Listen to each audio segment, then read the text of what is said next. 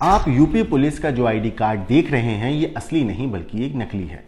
ठीक इस दरोगा की तरह। वैसे ये इतना शातिर फ्रॉड है जिसकी अपनी बीवी तक को नहीं पता था कि ये असली नहीं बल्कि एक नकली दरोगा है जो लोगों से लाखों रुपए की धोखाधड़ी कर चुका है।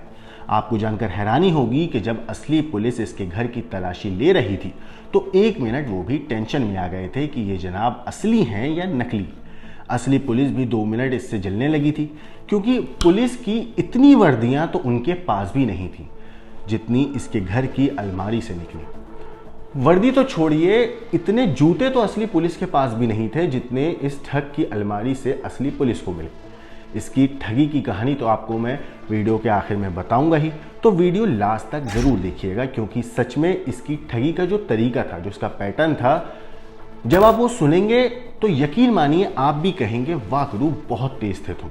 लेकिन ठगी के तरीके के अलावा इसके मोबाइल की जब असली पुलिस ने इंटरनेट की सर्च हिस्ट्री देखी तो उनका सिर भी चकरा गया था क्योंकि ये जिस तरह से लोगों के सामने अपने दरोगा होने का टशन मारता था, भौकाल दिखाता था, उतना तो असली दरोगा भी नहीं मारते होंगे। वैसे जब इस ठग की बीवी से पूछताछ हुई तो उसने तो यहाँ तक बोल दिया था कि हमारे पति असली दरोगा हैं, हमारे पापा से लाखों रुपए का दहेज भी ले चुके हैं। तो इसकी पूरी कहानी, इसकी पूरी जो क्राइम कुंडली है ठगी वाली, उसको मैं आपको वीडियो के आखिर में जाके बताऊंगा। तो हमारी वीडियो जो है आखिर तक ज़रूर देखिएगा और हमारे साथ आखिर तक बने रहिए क्योंकि वीडियो के आखिर में आपको इसके बारे में ऐसी ऐसी बातें पता लगेंगी जिसके बारे में इसकी शक्ल देखकर कोई सोच भी नहीं सकता। तो चलिए शुरुआत करते हैं इसकी इस ठगी वाली कहानी की। फोटो में दिखने वाला ये है फर्जी दरोगा जिसका नाम है संजीव कुमार यादव। पहले बात करते हैं इसने किन किन लोगों को ठगा और कैसे। तो सबसे पहले बात एक बुजुर्ग की जो देख नहीं सकते थे। असल में सीटीएस कल्याणपुर में रहने वाले चंद्रशेखर सिंह को दोनों आंखों से दिखाई नहीं देता। उनका फर्नीचर का एक बड़ा कारोबार है। उनके 2 बेटे हैं और दोनों कारोबार संभालते हैं। एक दिन उनके जो दामाद हैं वो अपने दरोगा दोस्त संजीव कुमार यादव को लेकर आए। संजीव ने चंद्रशेखर सिंह से कहा कि उन्हें 15 लाख रुपए उधार चाहिए ज़मीन खरीदने के लिए। अब संजीव दामाद जी के दोस्त थे, साथ ही साथ वो वर्दी पहनकर भी आए थे। तो चंद्रशेखर सिंह ने 26 सितंबर 2023 को, पिछले साल यानी, संजीव के खाते में 5 लाख रुपए और फिर 27 सितंबर को 5 लाख आरटीजीएस यानी कि ऑनलाइन ट्रांसफर कर दिए। 5 लाख रुपए कैश दिया। उस वक्त 7 से 8 दिन में वापस पैसे कर देंगे ये बात कही थी, लेकिन 1 साल भी बीत गया और पैसे वापस नहीं आए। जब संजीव से पैसों का तकाजा किया गया तो ये जनाब धमकी देने लगे कि जेल भिजवा दूंगा, जानते भी हो मैं कौन हूँ, किससे बात कर रहे हो। इस दौरान जब ज़्यादा दबाव बनाया गया तो संजीव ने 2 चेक जो है उनके चंद्रशेखर को दिए, जो जैसे ही बैंक में डाले तो पता चला वो दोनों चेक बाउंस हो गए। इसके बाद कल्याणपुर थाने से मदद मांगी गई।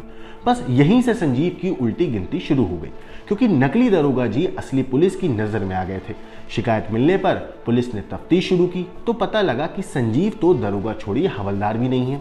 इसके बाद पुलिस की एक टीम संजीव के घर पहुंची और इस बात का पक्का हो गया कि ये जनाब यूपी पुलिस के किसी भी थाने में तैनात है नहीं, ये एक फर्जी हैं। उसके पास से पुलिस ने आईएएस ट्रेनिंग सेंटर मसूरी का आई कार्ड भी बरामद किया। ये कार्ड दिखाकर ये रौब गाड़ता था कि उसने आईएएस की ट्रेनिंग भी की है। नेवी के कोस्ट गार्ड, आर्मी की कैंटीन का कार्ड भी, यूपी पुलिस का आई कार्ड, ये सारी चीज़ें इन जनाब के पास से मिलती हैं। मीडिया रिपोर्ट्स के मुताबिक जब पुलिस ने उसके घर की अलमारी की तलाशी ली तब 7 जोड़ी वर्दी, 12 जोड़ी जूते, वर्दी में लगने वाले स्टार्स और दरोगा की 4 कैब पुलिस को वहाँ से मिलती हैं। वो लोगों को उन्नाव जीआरपी में तैनाती बताता था। पत्नी से पूछताछ में ये भी सामने आया कि हर रोज़ सुबह जनाब बन ठन कर पुलिस लिखी ऑल्टो कार से घर से ड्यूटी के लिए निकलते थे। कहाँ रहते थे, क्या करते थे, कुछ नहीं पता बीवी को। इसकी फिलहाल पुलिस पूछताछ कर रही है। वहीं इस फर्जी दरोगा के इलाके के लोगों का कहना है कि संजीव अक्सर मोबाइल पर घूम घूम कर जोर जोर से बात किया करता था और कहता था उस अपराधी को पकड़ लो, उसका मोबाइल सर्विलांस में डाल दो। वो अपने साथ एक डायरी भी रखता था। डायरी के अंदर उन्नाव की 2 एफआईआर की कॉपी भी मिली है। इतना ही नहीं, डायरी में पुलिस पैटर्न का एक क्राइम सीन का पूरा एक नक्शा भी बना हुआ था। डायरी के अलग अलग पन्नों पर जिस तरीके से असली पुलिस बाकायदा डिटेल नोट करती है, ठीक वैसे ही ये जनाब अलग अलग अपराधियों का पूरा काला चिट्ठा जो है उसमें डिटेल से लिखा करते थे।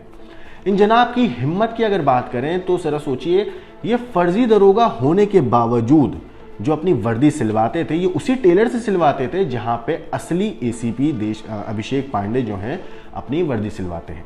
जब पुलिस ने टेलर को फ़ोन किया तो पता लगा कि ये जनाब करीब 5 साल से उसी टेलर से अपनी वर्दी सिलवा रहे हैं। वैसे ये फर्जी दरोगा लोगों को पुलिस डिपार्टमेंट में नौकरी लगवाने का झांसा देकर लाखों रुपए की ठगी भी किया करता था। इन्होंने काकादेव के रहने वाले पुलिस विभाग से रिटायर दीवान विजय यादव से करीब 6 लाख रुपए लिए थे। ठगी के शिकार लोगों से पुलिस अब तहरीर मांग रही है। फर्जी दरोगा पर और मुकदमे भी दर्ज होंगे। खबर के मुताबिक पुलिस का कहना है कि छापेमारी करने गई टीम में शामिल लोग संजीव का रसूख देखकर दंग रह गए थे। जितनी वर्दी पुलिस में होने के बावजूद उन लोगों के पास नहीं थी, उससे ज़्यादा तो इस नकली दरोगा की अलमारी से उनको मिल गई हैं। एक दो नहीं, घर से दरोगा के 4 आईफोन बरामद हुए, 11-12 जोड़ी जूते, 4 पुलिस के कैप। असली दरोगा के पास भी इतने नहीं होते कहते हैं। उसके घर पर जब छापेमारी करने पहुंचे पुलिसकर्मी हैं, वो उनकी जूतों की पूरे जो जितने जूते रखे हो देख कर हैरान थे। घड़ी, बेल्ट, कपड़े, फ़ोन समेत एक एक चीज़ ब्रांडेड इस्तेमाल करता है जनाब। इस बंदे के कॉन्फिडेंस को देखिए कि इसने अपना भौकाल चमकाने के लिए, अपना भौकाल दिखाने के लिए ड्राइविंग लाइसेंस तक पर जो फ़ोटो लगवाई है वर्दी में पहनकर खिंचवाई थी। उस डीएल को भी पुलिस ने सीज कर लिया है। संजीव के मोबाइल फ़ोन का जब गूगल की सर्च हिस्ट्री चेक की गई, उसकी इंटरनेट हिस्ट्री चेक गई तो पता चला कि ये पुलिस की कार्यशैली की जांच, किसी एफआईआर दर्ज होने के बाद पहला प्रोसेस क्या होता है, वर्दी पहनने से लेकर पुलिस की ट्रेनिंग के अलग अलग हिस्सों को संजीव गूगल पर सर्च किया करता था। 29 साल का संजीव कुमार फर्रुखाबाद के मोहम्मदाबाद के गांव रठौड़ा नांगला का रहने वाला है। एक टीम को फर्रुखाबाद भी भेजा गया है इसकी क्राइम की कुंडली के पन्ने तलाशते हुए। जब असली पुलिस, कानपुर पुलिस जो थी, इसके घर पहुंची, जैसा कि मैंने आपको बताया कि 1 मिनट पुलिस भी चौंक गई थी कि कहीं संजीव सच में कोई दरोगा तो नहीं है, क्योंकि उसके घर जब पुलिस ने तलाशी ली, वर्दी की भरमार, जोड़े की जोड़े जो हैं जूते रखे हुए हैं, प्रॉपर एक सलीके से, बिल्कुल उसी तरीके से वर्दी को उसने सहेज के रख रखा है। लेकिन पत्नी से जब पुलिस ने पूछताछ करी तो पत्नी बोलती है कि हमारे पति तो असली दरोगा हैं और हमारे पापा से लाखों रुपए का दहेज भी ले चुके हैं।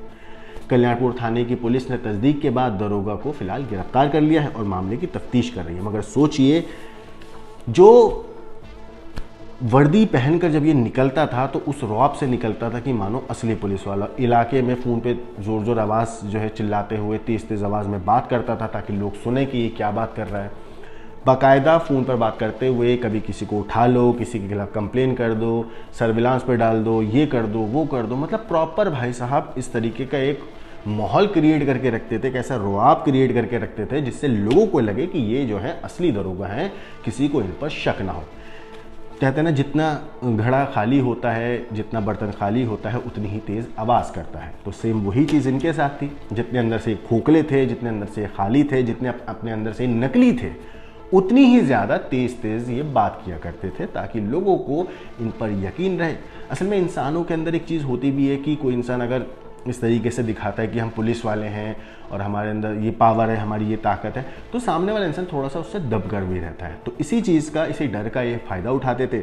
लोगों के सामने अपनी एक पहचान बना कर रखते थे कि हम पुलिस वाले हैं, हम ये हैं। पता चला जब पूरा मामला सामने आया तो पुलिस तो छोड़िए, हवलदार भी नहीं है और फिलहाल ये पुलिस की गिरफ्त में, असली पुलिस की गिरफ्त में है और जेल की सलाखों के पीछे है। अब पुलिस इस मामले में हर एंगल से पता कर रही है, तफ्तीश कर रही है, जांच कर रही है और पता लगाने की कोशिश कर रही है कि इन जनाब ने अब तक किन किन लोगों को ठगा है, किन किन लोगों के साथ धोखाधड़ी की है, किस किस के साथ फ्रॉड किया है। इस केस में अगर कुछ अपडेट आती है तो हम आपको ज़रूर बताएंगे। बाकी इस नकली दरोगा के ऊपर आपकी जो भी राय है, आपका जो भी कहना है, खुलकर हमें कमेंट में कहिए और बताइए कि इस पूरी कहानी के ऊपर आपका क्या सोचना है। बाकी देश और दुनिया की क्राइम की खबरों के लिए देखते रहिए क्राइम तक।